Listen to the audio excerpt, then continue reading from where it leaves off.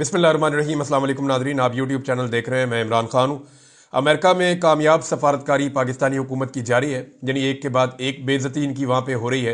Actually mission है क्या और ये करना क्या चाहते हैं? चार चीज़ें हैं जिसके ऊपर इन्होंने काम किया है पाकिस्तान की हुकूमत ने अमेरिका में। यानी कभी भी हुकूमत और इस्टेब्लिशमेंट एक सिमत में नहीं सोच रहे होते, वो डिफरेंट ऑप्शंस अपने सामने रखते हैं कि अगर ये ना होगा तो हम ये अचीव कर लेंगे, ये कर लेंगे, हमने ये असेसमेंट भी करनी है। तो वो मैं आपको बताता हूँ कि वो क्या है।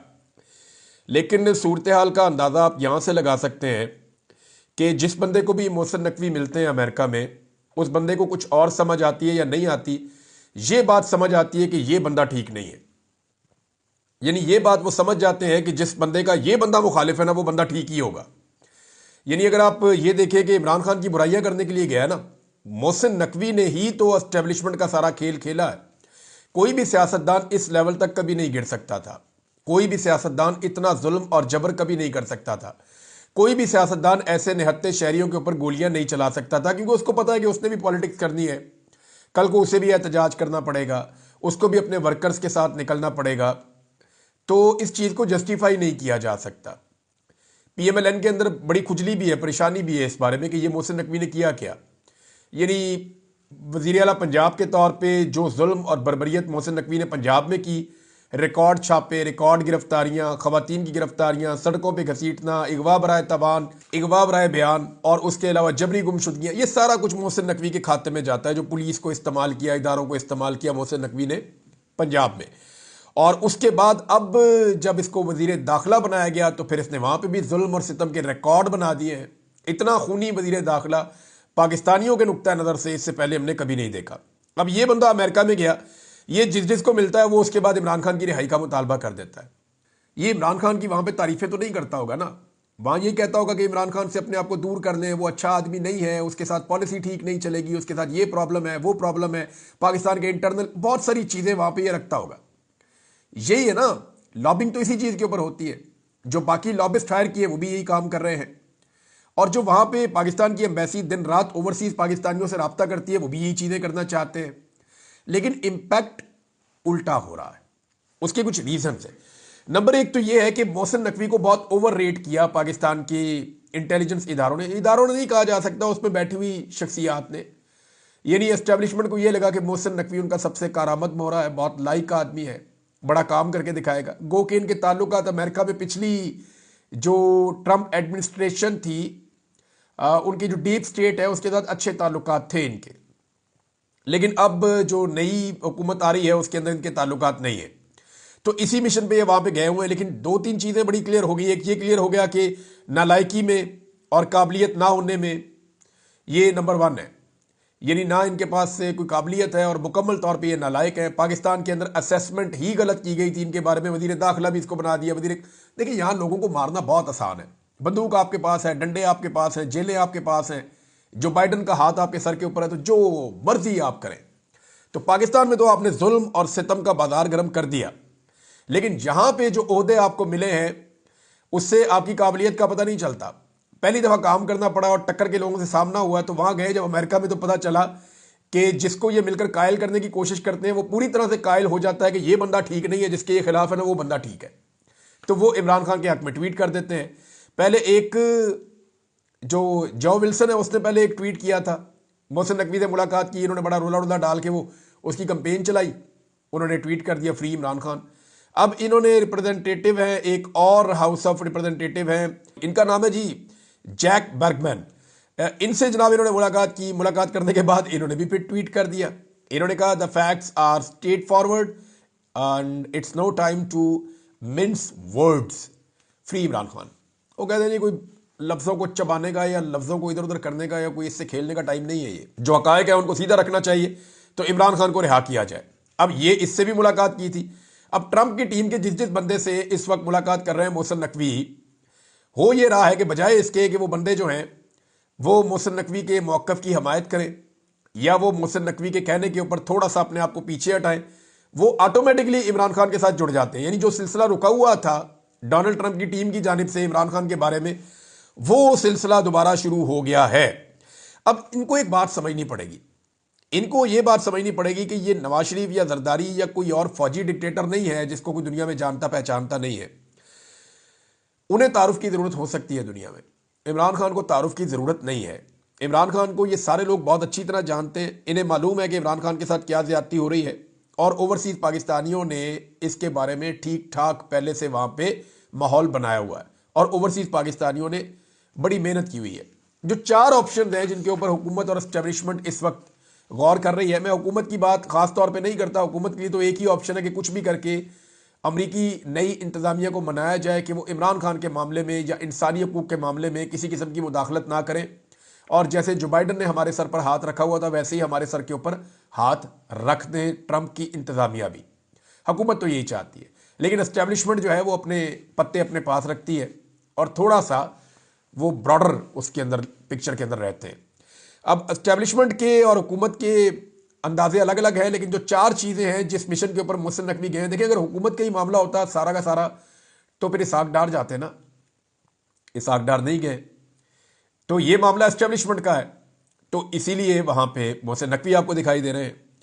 तो 4 ऐसी चीज़ें जिन पे काम हो रहा है। नंबर 1 तो ये है कि वक्त हासिल किया जाए। आखिरी ऑप्शन ये हो सकता है कि जी अमेरिका को कहा जाए ठीक है जी हम मामला ठीक कर लेते हैं, लेकिन हमें थोड़ा वक्त दिया जाए, हमें स्मूथ ट्रांजैक्शन करने दी जाए।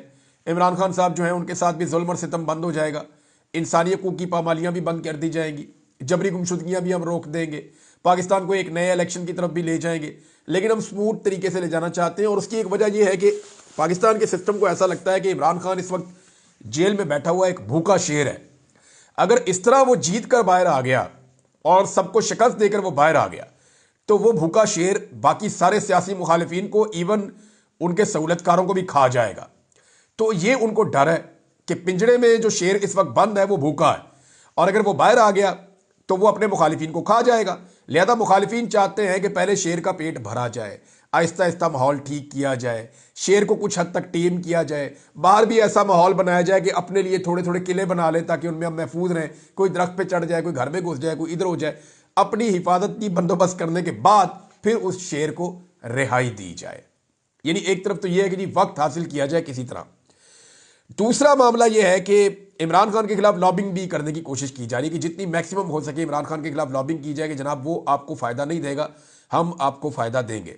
तीसरा यह है कि ट्रंप की जो आने वाली इंतज़ामिया है उसके साथ कोई ऐसी डील बना ली जाए जिसके नतीजे में जो वो मांगे वो उनको दे दिया जाए, और उन्हें कहा जाए कि हमारे अंदरूनी मामले में अभी आप हमें ना छेड़ें, जैसे हमारा दिल करता है वैसे आप हमें चलने दें।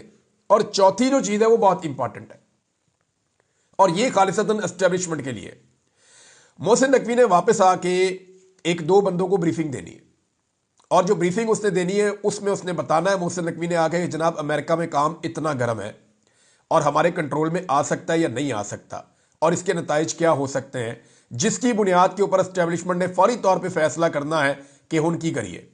यानी ये दौरा बिला वजह नहीं है, ये वहां से असेसमेंट भी आएगी पाकिस्तान में, और एस्टेब्लिशमेंट के 1-2 जो बड़े सियाणे हैं उनको मोहसिन नकवी ये असेसमेंट देगा, उनको बताएगा कि जनाब काम खराब हो गया, या मामला इतना कंट्रोल हो सकता है या इन बुनियादों पे कंट्रोल हो सकता है, अदरवाइज फिर अगर सरेंडर करना है तो कितनी जल्दी करना है, आपके पास कितना टाइम बाकी है, तो ये असेसमेंट भी मिलेगी। पैगामात का जवाब नहीं आया जो शहबाज शरीफ ने दिए हैं, क्योंकि ये सारे अपने आप को हौसला देना चाहते हैं और एक दूसरे को भी हौसला देना चाहते हैं। तो शहबाज शरीफ ने जो ट्वीट किया उसका जवाब नहीं आया, पहले पैगामात जो चलाए गए उसका जवाब नहीं आया। नवाज शरीफ ने जाके ट्रंप की टीम से मिलने की कोशिश की कि ट्रंप से मेरी मुलाकात हो जाए, वो नहीं हो सकी। ये सारा कुछ इन्होंने करके देख लिया लेकिन कुछ नहीं हुआ। अब बिलाखिर शहबाज शरीफ ने बतौर वजीर आजम दफ्तर खारजा ने यह बताया है कि एक खत लिख डाला है डोनाल्ड ट्रंप को। अब खत का नॉर्मली जवाब आ जाता है, यानी वो ऐसे होता है कि जो डोनाल्ड ट्रंप का अमला है वो शुक्रिया का खत वापस लिख देगा, या कोई उनका जवाब किसी तरह से कोई मेल आ जाएगी, कोई जवाबी खत आ जाएगा। तो जवाबी खत इनको चाहिए ताकि ये उसको सोशल मीडिया पर वायरल कर सकें, बता सकें कि जनाब ट्रंप ने वजीर आजम शहबाज शरीफ साहब को खत लिखा और शहबाज शरीफ के खत का जवाब दिया, नेक तमन्नाओं का इजहार किया पाकिस्तान के अवाम के साथ ये और वो। अब इनको ये आइडिया नहीं है कि ट्रंप कोई भी जवाब दे सकता है। बहुत मुमकिन है कि ट्रंप की टीम का जवाब ऐसा आए जिस जवाब को ये छुपा कर बैठ जाए और ये कोशिश करें कि वो जवाब कभी सामने ही ना आए, ये भी मुमकिन है। बहरहाल बड़ी ख्वारी हो गई मोहसिन नकवी की अमेरिका में, जो चीज़ वो हासिल करना चाहते थे वो नहीं हो रही। और ट्रंप इस दफ़ा थोड़ा डिफरेंट है। ट्रंप जब पिछली दफ़ा सदर बना था अमेरिका का तो बहुत सारी चीज़ों का उसको आइडिया नहीं था, ये उसकी फैमिली भी कह रही है। अब ट्रंप को बहुत सारी चीज़ों का आइडिया है। सिर्फ अब सऊदी अरब को लें, जो ट्रंप के सबसे करीब समझे जाते हैं, मोहम्मद बिन सलमान। उनके लिए ट्रंप का पैगाम है कि जनाब 600 अरब डॉलर के बजाय 1000 अरब डॉलर की सरमायाकारी करें आप अमेरिका में। मैं ये एक्सपेक्ट कर रहा हूं सऊदी अरब से। सऊदी अरब ने 600 अरब डॉलर तक का कहा था, लेकिन ट्रंप ने कहा नहीं, 1000 अरब डॉलर तक की सरमायाकारी करो। दूसरा, ट्रंप ने कहा कि ये जो लड़ाई हुई है ना यूक्रेन में और रूस में, इसकी एक वजह सऊदी अरब है, क्योंकि इन्होंने पेट्रोल महंगा कर दिया था। तो सऊदी अरब को पेट्रोल की कीमत भी कम करनी पड़ेगी। अब इस तरीके से तो डोनाल्ड ट्रंप डील कर रहे हैं दुनिया को। उनको आइडिया है कि उनकी पोजीशन और ताकत क्या है। अब डोनाल्ड ट्रंप ज्यादा बेहतर जानता है कि वो किस पोजीशन में है और उसके पास क्या ताकत है और उसका इस्तेमाल कैसे करना है। ये ट्रंप पहले वाले ट्रंप से मुख्तलिफ है। ये बात सबको अपने दिमाग में रखनी पड़ेगी। नाज़रीन, इमरान खान साहब का स्टेटमेंट आया, वो उन्होंने अपने ट्विटर के ऊपर शेयर किया, वो मैं आपको बताता हूं। उन्होंने कहा, जी साहबजादा हामिद रजा के घर और मदरसे पर गैर कानूनी छापे की सख्ती से मजम्मत करता हूं। अर्दली हुकूमत एक जानिब मुज़ाकरात का ढोंग रचा रही है और दूसरी जानिब इंसानी हकूक़ की खिलाफ वर्जियां जारी रखे हुए हैं। हम इस छापे के बाद मुज़ाकरात का अमल फौरी तौर पर रोक रहे हैं। मुज़ाकराती कमेटी के तर्जुमान और हमारे इत्तेहादी के घर पर छापा हमारी मुज़ाकराती कमेटी पर हमला है। इस दोगलेपन और बदनीयती पर मबनी मुज़ाकराती अमल से कोई खैर बरामद नहीं हो सकती। मैंने अपनी जमात को हदायत कर दी है कि तमाम सियासी जमातों को पाकिस्तान में कानून की हुक्मरानी, जमहूरियत की बका और इंसानी हकूक़ की पाबंदी की खातिर एतमाद में लें। हम इस जाली हुकूमत के खिलाफ ग्रैंड कौमी एजेंडा पर काम कर रहे हैं। पाकिस्तान में हर जानिब अदम इस्तेहकाम के डेरे हैं। बलूचिस्तान में दहशतगर्दी पनप रही है और वहाँ के मसले का कोई सियासी हल नहीं निकाल रहा। बलोच गुमशुदा अफराद का मसला बहुत संजीदा है, जिसके लिए मारंग बलोच अपनी आवाज़ बुलंद कर रही है। बलूचिस्तान वाला हाल अब पूरे मुल्क का है। तहरीक इंसाफ के भी कई कारकुनान लापता हैं। हम इस मसले में उनके साथ खड़े हैं और आलमी इंसानी हकूक़ की तंजीमों के सामने इस मामले को रखेंगे। बलूचिस्तान समेत मुल्क भर में जब तक अवामी एतमाद पर मुश्तमिल हुकूमत नहीं लाई जाएगी, इस्तेहकाम मुमकिन नहीं है। मैं एस्टेब्लिशमेंट से अपनी ज़ात की खातिर कुछ नहीं मांगता। मैं अगर उनसे बात करूंगा तो वो सिर्फ मुल्क और कौम की बेहतरी के लिए होगी। असल कंट्रोल तो उनके हाथ में है, बाकी सब उनकी कठपुतलियां हैं जो उनके इशारों की मुंतजर रहती हैं। हमारा मुतालबा है कि सुप्रीम कोर्ट या इस्लामाबाद हाई कोर्ट के 3 सीनियर तरीन जजेस पर मुश्तमिल कमीशन का क़याम किया जाए, ताकि 9 मई और 26 नवंबर के वाक़यात में मुलव्वस असल जिम्मेदारों का तयन हो सके। इसके बगैर हमें कोई कमीशन काबिल कबूल नहीं है। बददयानत अफराद कभी न्यूट्रल अंपायर की हमायत नहीं करते। जुडिशल कमीशन के मुतालबे को मुसलसल नज़रअंदाज करने की वजह यही है कि हुकूमत और एस्टेब्लिशमेंट खुद 9 मई के फॉल्स फ्लैग और 26 नवंबर के कत्लेआम में मुलव्वस है। 9 मई को उन्होंने खुद चौकियों से पुलिस और फौज को गायब कर दिया, खुद आग लगाई और खुद CCTV फुटेज गायब करके इल्ज़ाम बेगुनाह सियासी कारकुनान पर डाल दिया। 26 नवंबर को भी हमारे लोगों को शहीद और जख्मी किया गया और हमें ही दहशतगर्द करार दिया गया। हमारे कम अज कम 14 लोगों को शहीद किया गया। कई अफराद जख्मी और गुमशुदा हैं। हजारों लोगों को बेगुनाह जेलों में डाल दिया गया। जो जेलों से बाहर हैं वो जमानत के लिए कभी एक अदालत कभी दूसरी अदालत के चक्कर काट रहे हैं, मगर कोई उनकी सुनवाई नहीं कर रहा। मलिक रियाज का हालिया बयान है कि अगर वो अपना मुंह खोलेंगे तो बहुत से लोगों को शर्मिंदगी का सामना करना पड़ेगा। मैं मलिक रियाज से दरखास्त करता हूं कि वो बताएं पिछले 30 साल में कौन कौन से जजेस, जर्नैल और सियासतदानों ने उनसे पैसे लिए और दीगर माली फवायद हासिल किए, ताकि कौम को मालूम हो सके कि कौन से चेहरे इस गंदगी में मुलव्वस हैं। ये सब जो आज बोगस अलकादर ट्रस्ट केस पर तनकीद कर रहे हैं, कितने दूध के धुले हैं, दुनिया को मालूम होना चाहिए। ओवरसीज पाकिस्तानियों को मेरा पैगाम है कि इस हुकूमत को तरसीलात ज़र भेजना अपने हाथ खून से रंगने के मुतरादिफ है। ये हुकूमत अपने ही शहरियों के कत्लेआम में मुलव्वस है, लिहाजा इनको तरसीलात ज़र भेजने का सख्ती से बाइकआउट करें। कुछ रिपोर्टें आ रही हैं नाज़रीन, और वो ये आ रही है कि पाकिस्तान के ज़र मुबादला के ज़खायर कम हो रहे हैं और कुछ माहिरीन उसको जोड़कर देख रहे हैं। ये जो रेमिटेंसेस के ऊपर इमरान खान साहब ने कहा कि बाइकआउट किया जाए ओवरसीज पाकिस्तानियों की जानिब से, उसके साथ। लेकिन देखिए, अभी हम कुछ कह नहीं सकते, कोई कंक्रीट एविडेंस नहीं है। हुकूमत इस मामले को छुपा सकती है 2-3 महीने तक, लेकिन इससे ज़्यादा हुकूमत इसको छुपा नहीं सकती। अगर ये मामला तूल पकड़ता है, दूर तक जाता है, तो मार्च में आपको पता चल जाएगा कि जो इमरान खान साहब की सिविल नाफरमानी की ओवरसीज पाकिस्तानियों से एक अपील उन्होंने की है, वो कामयाब होती है या नहीं होती। एक और नाज़रीन बड़ी इंपॉर्टेंट डेवलपमेंट है। शेर अफजल मरवत के हवाले से सबके अलग अलग स्टेटमेंट आते हैं, लेकिन पाकिस्तान तहरीक इंसाफ के चेयरमैन इमरान खान साहब ने पार्टी रहनुमा शेर अफजल मरवत को बतौर वकील सफाई पेश होने से रोक दिया। रिपोर्ट के मुताबिक इमरान खान ने जेल इंतजामिया और अदालत को आगाह कर दिया इमरान खान ने जेल इंतजामिया को हदायत दी है कि शेर अफजल मरवत मेरा वकील नहीं है, उसे जेल में दाखिल ना होने दिया जाए। रिपोर्ट के मुताबिक इमरान खान ने शेर अफजल मरवत से मुतालिक तहरीर भी लिखवा दी है। अच्छा, अब शेर अफजल मरवत पहुंचे थे अडयाला जेल और गेट 5 से अडयाला जेल ड्योढ़ी तक पहुंचे थे, वहां से उन्हें वापस भिजवा दिया गया और जेल इंतजामिया ने इमरान खान साहब को आगाह किया, लेकिन इमरान खान साहब ने यह कह दिया जी कि मैं इनको नहीं मिलता। शेर अफजल मरवत साहब लगातार हॉट वाटर्स में हैं। वैसे उन्होंने अपने ही फौजी ज़्यादा मारे हैं। शेर अफजल मरवत साहब का ज़्यादा अटैक जो है वो पाकिस्तान तहरीक इंसाफ के सोशल मीडिया पे ही रहा है, या पाकिस्तान तहरीक इंसाफ के अपने लोगों पे उनका ज़्यादा अटैक रहा इलेक्शन के बाद। इलेक्शन से पहले उनका दूसरी तरफ अटैक होता था। इमरान खान साहब ने एक और बड़ा फैसला किया। ये फैसला ना आपको एक छोटी सी खबर के तौर पे लगेगा, लेकिन इसके अंदर बहुत सारी बड़ी खबरें छुपी हुई हैं। शेख वकास अकरम की जगह पे जुनेद अकबर साहब को इमरान खान साहब ने पब्लिक अकाउंट्स कमेटी का चेयरमैन नामजद कर दिया है पाकिस्तान तहरीक इंसाफ की जानिब से। ये जो पब्लिक अकाउंट कमेटी का चेयरमैन होता है ना, ये अपोजिशन की जानिब से होता है और इसके बाद ये इख्तियार होता है कि ये किसी भी महकमे का कोई भी चीज़ों का रिकॉर्ड निकाल कर देख सकता है और ये हर चीज़ का ऑडिट कर सकता है, रिपोर्टें मंगवा सकता है। तो ये अच्छा इख्तियार होता है इस ओहदेदार के पास और ये एक पार्लियामेंटेरियन होता है। पहले इमरान खान साहब ने थोड़े दिन पहले ये कहा था कि मेरा पहला उम्मीदवार शेख वकास अकरम है, मेरा दूसरा नाम भी शेख वकास अकरम है, मेरा तीसरा नाम भी शेख वकास अकरम है। लेकिन अब इमरान खान साहब ने जुनेद अकबर साहब का नाम दिया है। जुनेद अकबर साहब का नाम आने के बाद ना एक चीज आप अपने जहन में रखें, जो लोग पाकिस्तान तहरीक इंसाफ की इंटरनल पॉलिटिक्स को समझते हैं उनको ये समझ आ जाएगी कि यहां अली अमीन गंडापुर साहब से स्पेस कम हुई है।